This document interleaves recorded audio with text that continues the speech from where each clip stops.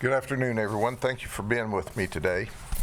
The case I'm going to talk to you about is the ongoing saga of illegal immigration and the efforts in order to remove people that are not supposed to be in this country.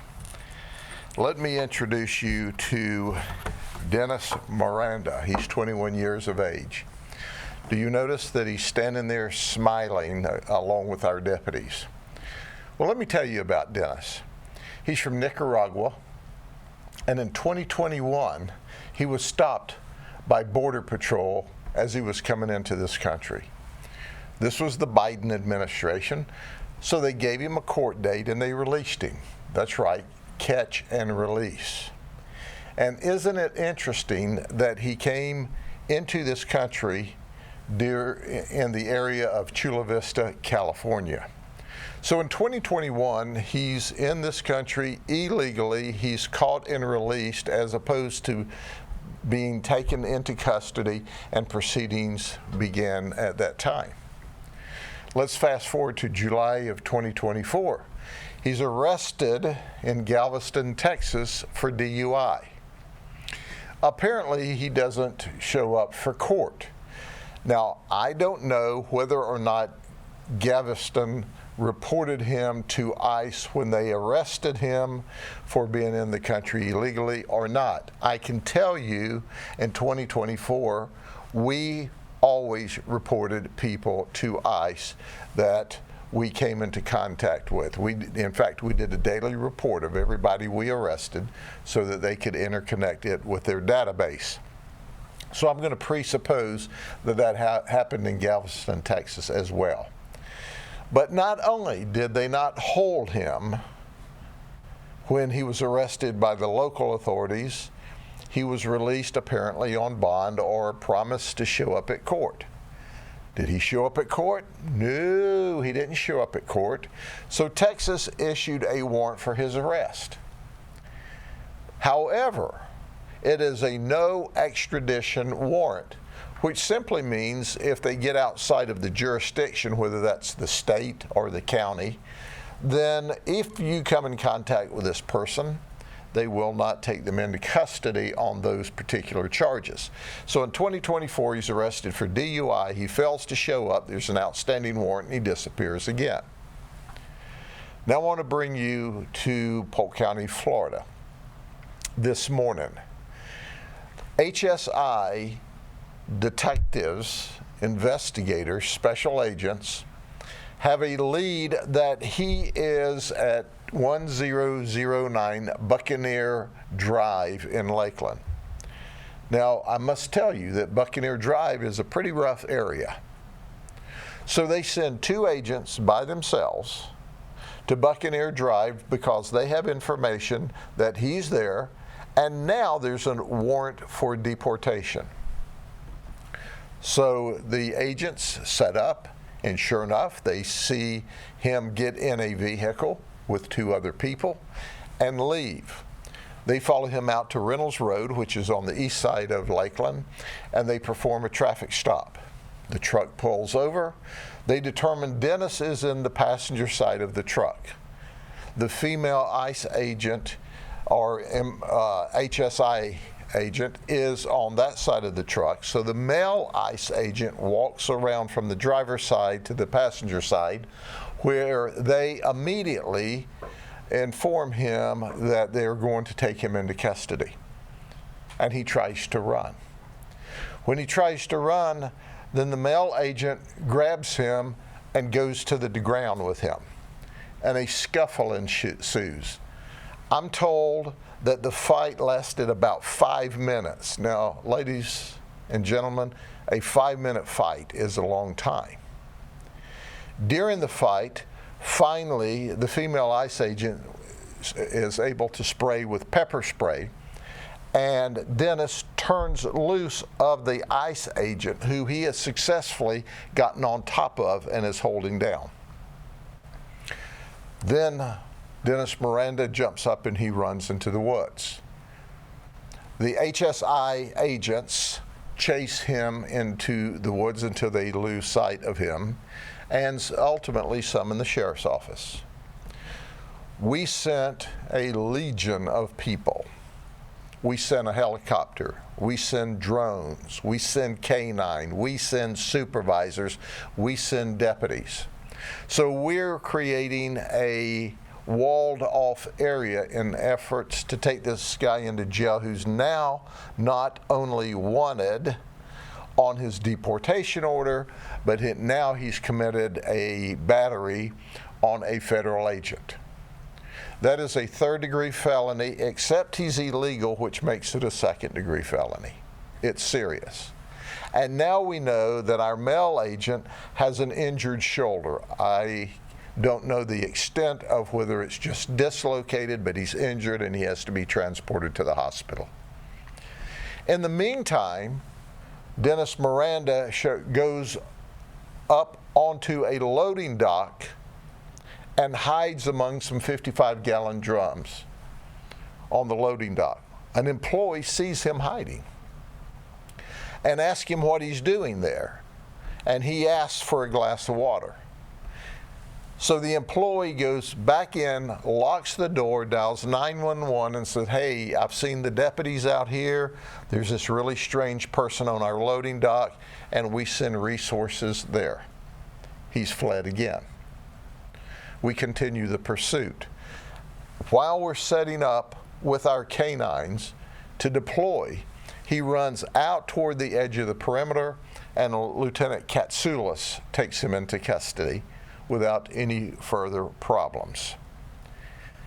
Now, we have him under arrest. He's smiling. I bet we've wiped the smile off of his face. And the reason I think we've wiped the smile off of his face, he's charged with battery on a law enforcement officer. That's now an F2 instead of an F3 because he is illegally in the country and the state of Florida. He's charged with resisting with violence, which is now an F2 instead of a F3. He's charged with resisting without violence, which is now an F3 instead of a first-degree misdemeanor. He's charged with false imprisonment, and he's charged with burglary of an occupied structure. Very serious charges. The burglary of the occupied structure is now an F1, a felony of the first degree, as opposed to a felony of the second degree. Now, he's not even yet facing his federal charges for all of his actions that day. So here's what he looks like after he's under arrest. We read Denis Miranda, his Miranda warnings, and he totally confessed to us.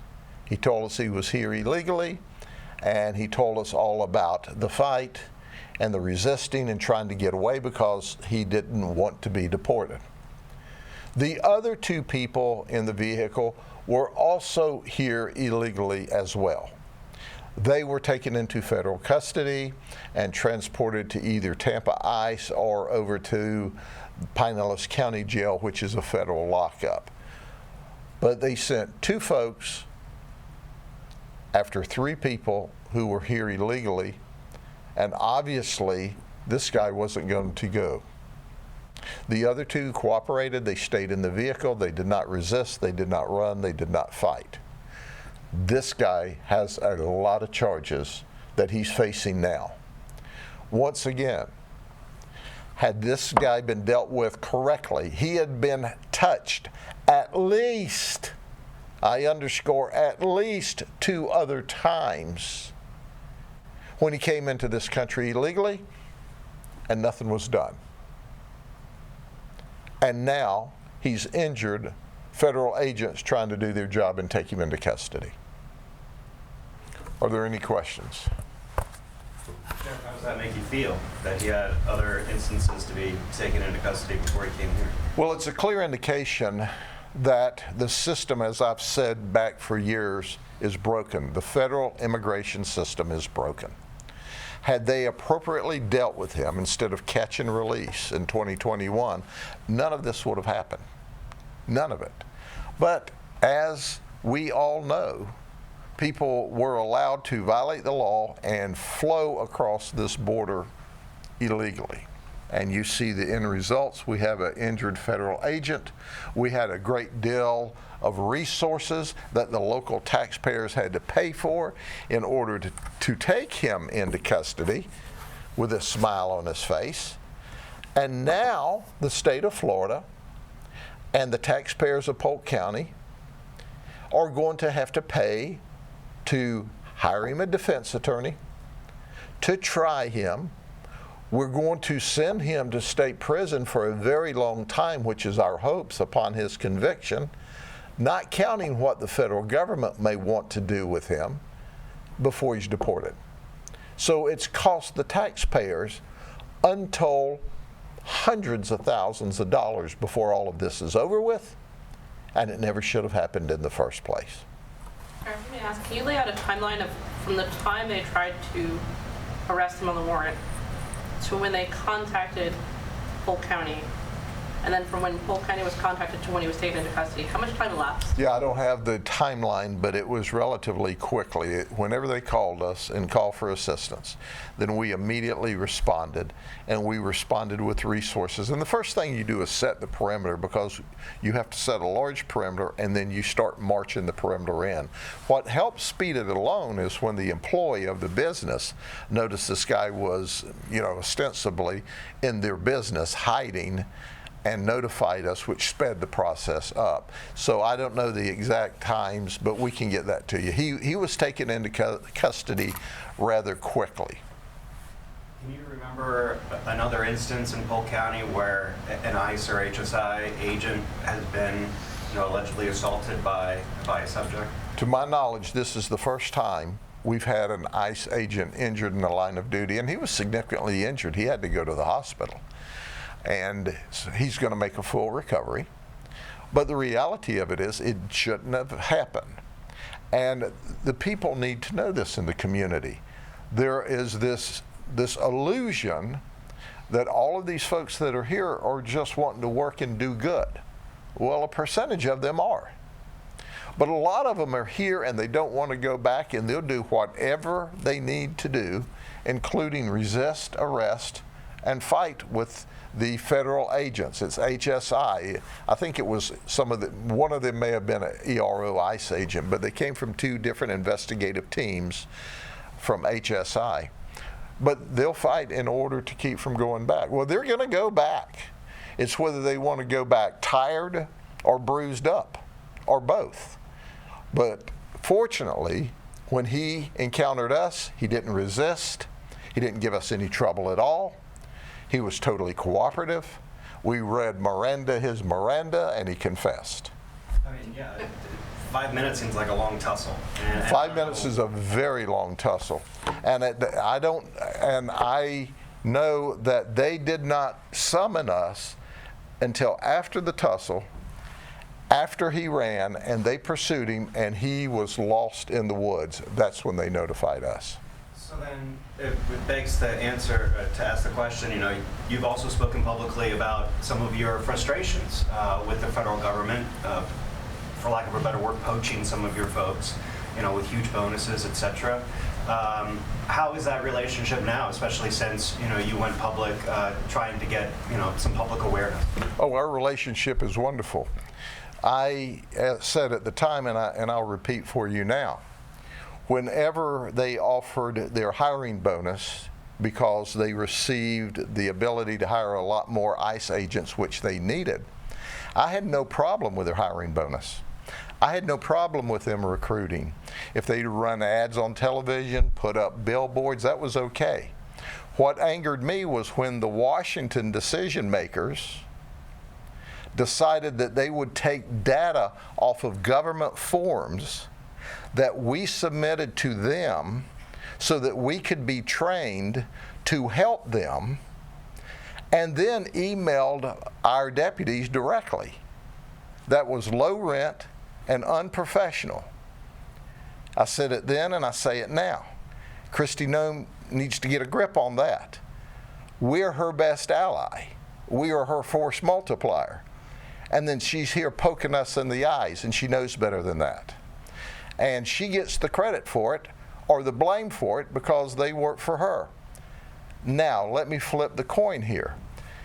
Garrett Ripa is the field office director. He's the big boss in Florida.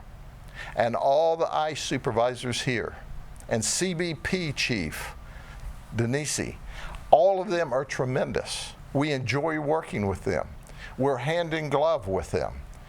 They didn't create any of this problem. In fact, when I called Fod Ripa, I'm the one that told him. He didn't know that they were recruiting out of Washington in that manner, using government documents that we gave them so we could be trained, so we could help them. He had no idea, and he was very angry. He apologized profusely, but he had nothing to do with that. And our work ethic is that we're mission oriented to do what's right. And ICE needs help, and we're going to make sure that we help them. And we enjoy working with them, quite frankly. There's not enough of them, and there's not enough capacity. But Governor DeSantis made it clear that the agencies across the state of Florida are going to help ICE do their job. And we're eager to keep people safe, starting with the worst first, and take them and turn them over to ICE. Had they called us ahead of time and said, hey, we think we got one, maybe two, maybe three, we don't know, in this house, we could have sent resources with them. We would have assisted them just like we would have assisted a police department or any other law enforcement agency. Okay?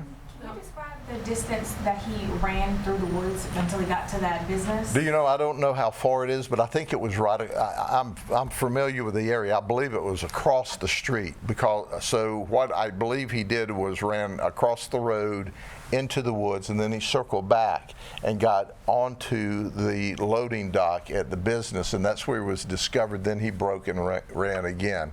Can I also ask, and this may be out of your jurisdiction, which I totally understand, but you said that they used pepper spray. Why weren't more lethal actions taken to try and apprehend this person? If a 5-minute fight and you got 2 agents, I don't understand why 2 agents can't get 1 person down.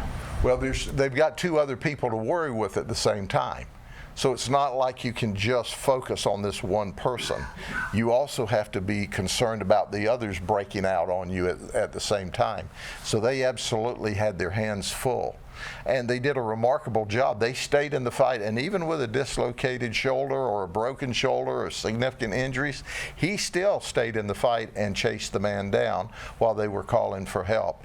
So they were just overwhelmed, because they had 3. Fortunately, the other 2 did as they were instructed. But here's the issue. The issue is that ICE needs help, and we're willing to help. There is a capacity issue. But make no mistake about it. If you're here in this country, in this state, and certainly in this county illegally, and you're violent, you violated the laws, we're going to take you into custody. There's a warrant out for you for deportation. There's about 1.5 or I've heard 2 numbers, 1.4 and 1.5 million ICE warrants in the National Crime Information Center nationwide. A proportion of those, and I don't know what that is, are in this state. So when we find that there's a deportation warrant for you, and or you're violating the law here, and we bump into you through our normal course of business, we're going to take you into custody. Yes, ma'am. Let me ask you, talk about the cost of today's operations to taxpayers, but you also mentioned making sure that he has a public defender and that he's prosecuted for the crimes that he's being charged with today. Yes. Before deportation. Yes. Isn't that an additional cost to Polk County taxpayers, and why? Most of this cost will be to the state of Florida, because the state's got to provide him with an attorney to represent him, and then the state's got to prosecute him, and upon conviction, then he's got to go to state prison. Then, of course, the county had all the resources that we had to put in place to take him into custody after he fought with injured, resisted arrest, and fled from the 2 HSI agents. So the bottom line, it's the cost of doing business. But it's business that we should not have had to have done had the federal government done their job the right way in 2021. I guess my question is, why not let him go to ICE custody and let him be deported? He would have gone to ICE custody and been deported until he committed these other crimes.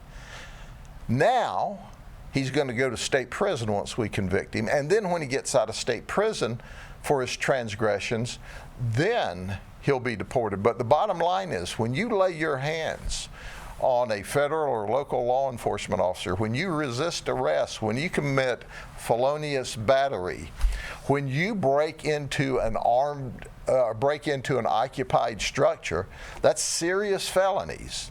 And now, your simple, not much of a criminal history that we know of just turned into big-time criminal history, and you created that. And that's what he did. Dennis created every bit of his problems today, and the thought would never enter my mind to now put him on a plane and ship him away after his felonious conduct this morning until he pays the price. And everybody needs to know that's here illegally in the state of Florida, because of the great work by Governor DeSantis and our legislature, that your first-degree misdemeanor is now a third-degree felony if you're here illegally. Your third-degree felony is now a second-degree felony, and your second-degree felony is now a first-degree felony. So a first-degree felony is 30 years that he could get, not counting his federal charges. So first time out, will he get 30 years? Probably not. But the rule of law is important. And that's what keeps us all safe. And that's why Polk County crime is at a 53-year low in our jurisdiction and our service cities that we police. But I am angry. I'm angry anytime somebody jumps on a law enforcement officer and injures them. Now, whether he's my deputy or a federal agent or a state trooper, makes no difference, or a city police officer. We're all in this together to keep people safe and to safely remove those from this country that are here illegally, starting with the worst first, as I quote President Trump. And this guy was pretty bad this morning. So, Sheriff, definitely acknowledge the catch and release issue that you made earlier. You did say, though, that, in this particular case, it would have been nice to have, to get a call and to be there so you could help them, with this arrest attempt. Is that something you've communicated subsequently to ICE here locally? Like, why didn't you call us? We could have helped you. Do you know, I have a very close working relationship with the ICE supervisors, and I cannot say enough good things about them. And certainly we will have that conversation again. They already know, and we've already espoused to them, look, if you're going to a home and you have a warrant and you ask for backup, we will go there and back you up while you do your federal job. So they decided not to do that on this occasion. I don't know why. But the bottom line is they don't have to notify us. What we do know, anytime you have a show of force, you're less likely to have resistance. And that's not just for this, that's for any when you're dealing with anyone that has a proclivity to violate the law or be dangerous. And this guy just wanted to get away. And he was going to do whatever he needed to get away. He didn't pull a knife or a gun and stab or shoot these folks. He fought them. He's 21 years old and he's a strong young man. He fought them to get away from them because he wasn't going to be deported. He wasn't going to be taken into custody. Surprise, we gave Miranda his Miranda, and he's now in custody. Do you know if any body-worn camera was recording at the time? Has that been taken in for your investigative file? Our investigation is still ongoing, and we will gather up any camera footage that's in the area, and we're still working with the federal government to get any camera footage they may have had. And then finally, my last follow-up is, Has DC knocked it off? Excuse me? Has DC knocked it off with trying to email your deputy? Oh, no, they've not emailed us again, but they doubled down and just said, yeah, our job is to hire people and we'll do what we need to do. So they were not responsive to the Florida sheriffs at all. But you know what? We have to compartmentalize that immature, unprofessional conduct and put it where it needs to be. And that's with the leadership in Washington, D.C. of ICE that approved that. And that's where it should be. But that would be like blaming all of the ICE agents and their hard work for some bozo breath in Washington, D.C. making what I think is a very immature decision. But the reality of it is, our field office director, Garrett Ripa, his supervisory teams, the ICE folks, HSI, they're remarkable in every sense. They're responsive to us in every sense. I could not be more pleased. Their frustration, I'm sure, is the same as our frustration. It's lack of capacity. And that's the issue, lack of capacity. Okay? Thank you, Sheriff. God bless y'all. Have a good day.